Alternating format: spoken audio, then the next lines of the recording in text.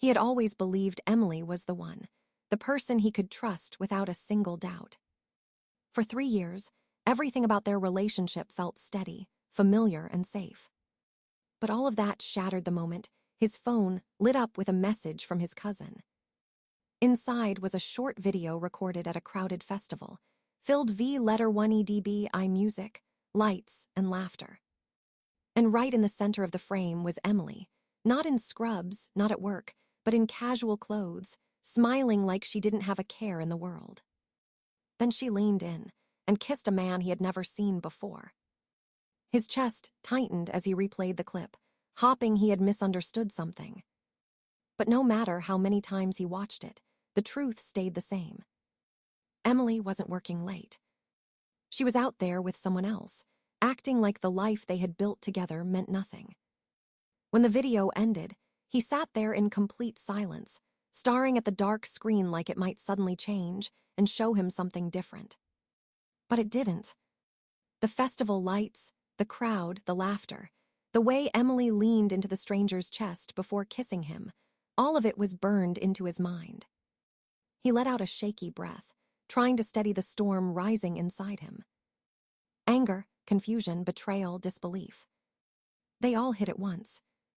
He replayed the video again, slowing it down, looking for anything that could explain what he was seeing. Maybe it was a lookalike. Maybe the angle was tricky. Maybe the lighting made it seem like Emily when it was. But deep down, he knew the truth the first second he saw her smile. It was her. It was undeniably her. The casual jacket she always wore on her days off, the way she tucked her hair behind her ear when laughing, the exact bracelet he had given her on their second anniversary. Every detail confirmed what he didn't want to believe. His cousin had no idea what he had just dropped into his hands. The message came with a simple line: "Saw this girl at the festival tonight. Isn't that Emily?" He hadn't replied. He couldn't. Instead, he locked his phone and placed it on the table, pressing both palms against his forehead. His heart felt heavy, like something was squeezing it from the inside. Emily had told him she was working a night shift. She had even complained about how exhausting the schedule was going to be. He remembered wishing her good luck, telling her to stay safe, telling her he was proud of how hard she worked. And while he was at home trusting her completely, she was out somewhere else, kissing another man like it was the most natural thing in the world. He stood up from the couch and walked to the kitchen, trying to distract himself, but every corner of the apartment reminded him of her. The coffee mug she always used. The plant she insisted he water correctly. The blanket she curled under while watching movies with him. Everything that once felt warm now felt like a cruel reminder of how easily she had lied. He checked the clock. It was almost midnight. Emily would be home soon. And for the first time in years, instead of feeling excited to see her, he felt nothing but dread. He considered texting her, asking where she really was, but he decided against it. No. He wanted to hear her explanation face to face. He wanted to see her reaction when she realized he knew the truth. He grabbed his phone again and opened the video one more time, almost hoping that repeated viewing would somehow numb the pain. But it didn't. It only made it clearer, sharper, more real. He placed the phone on the couch, took a deep breath, and sat down to wait. For the first time since knowing her, he no longer had any idea who Emily truly was. The clock struck midnight when he finally heard the familiar sound of keys rattling outside the door. His chest tightened as Emily stepped inside, wearing her navy blue scrubs, hair tied up messily like she had just finished a long shift.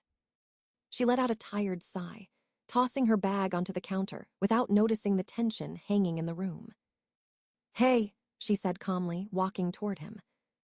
"You're still up." He didn't answer. He just stared at her, studying every detail: the scrubs, the badge, the exhausted expression she put on so effortlessly.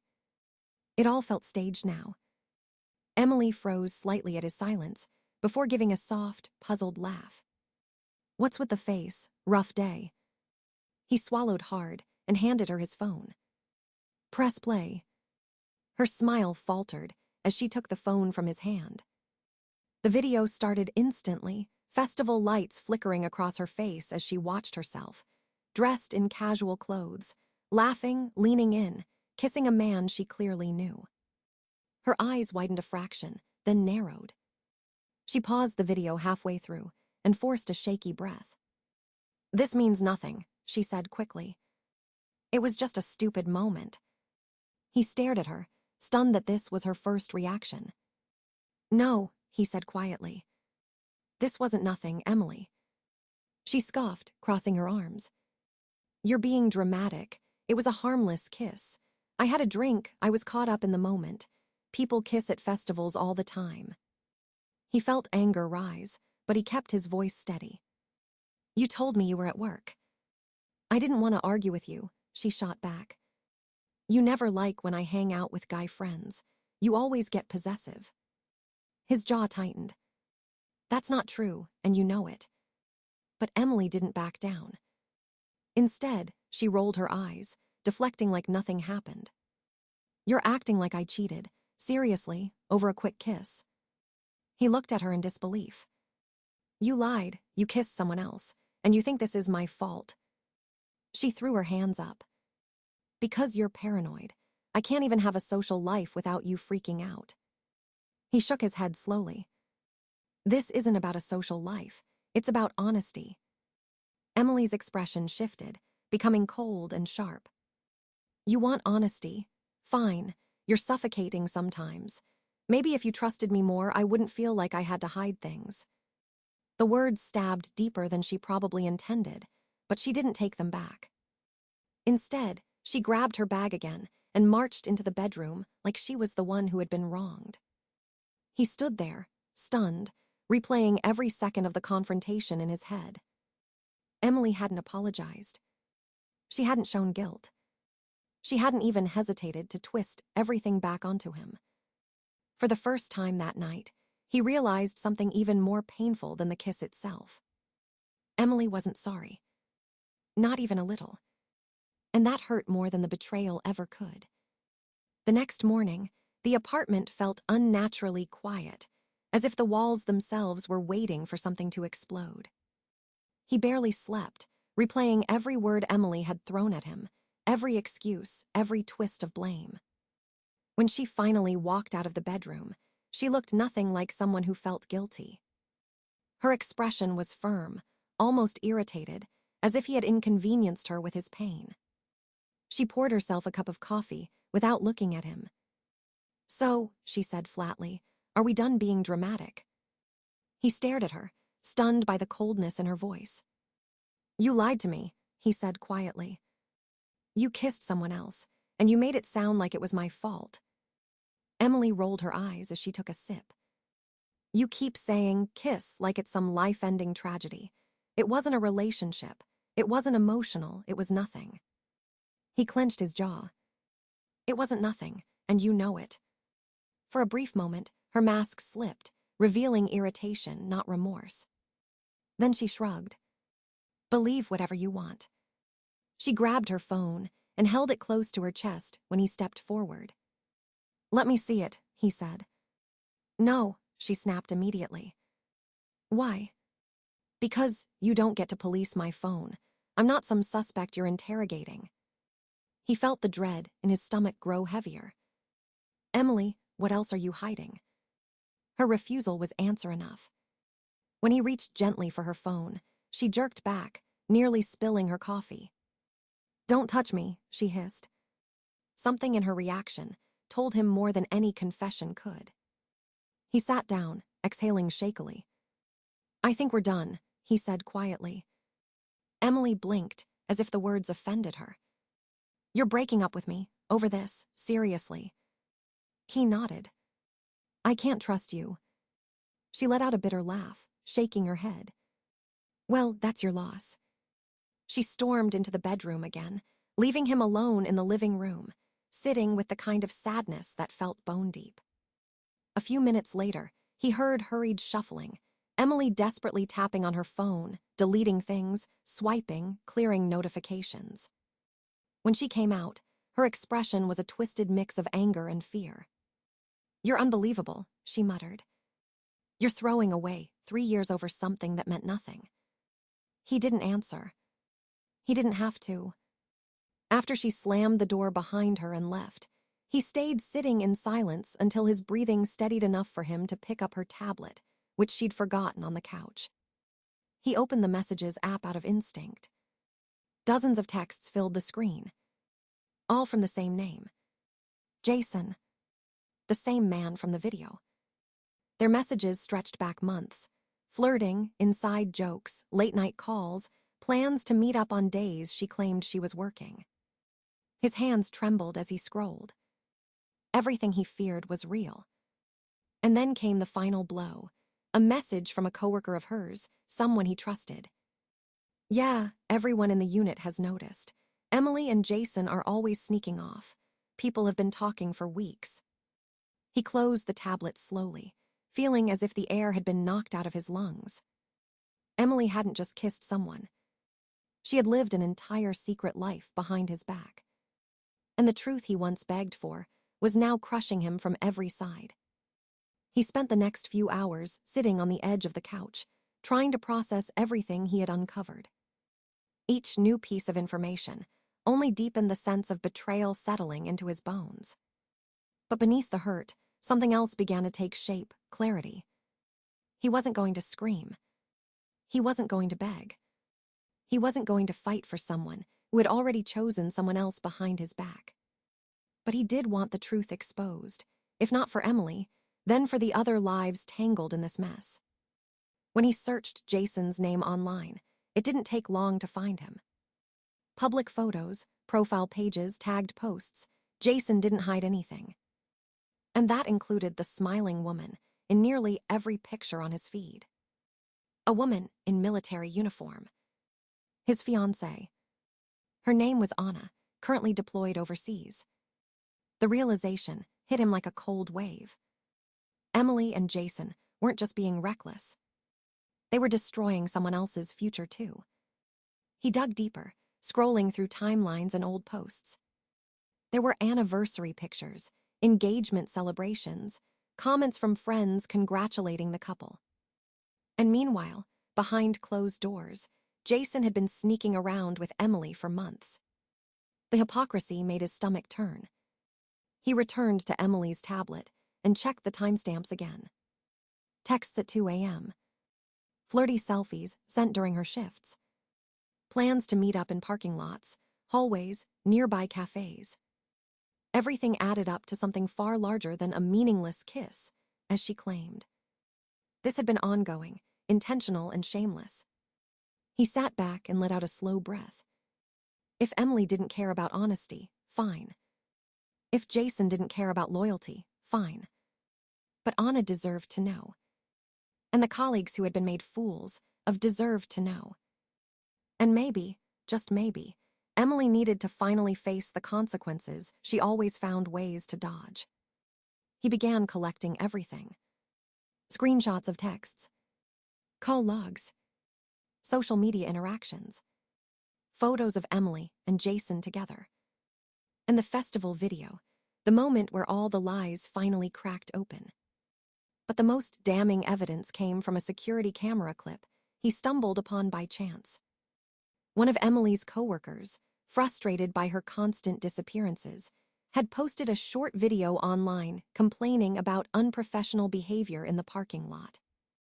The footage showed Emily and Jason sitting in Jason's car, laughing, leaning in, kissing like they had nothing to hide. He downloaded it immediately, feeling a sharp twist in his chest, but refusing to turn away. By the time he finished gathering everything, his laptop was filled with a folder labeled simply, Truth. He printed the screenshots, the timestamps, the images. He burned the videos onto a USB drive.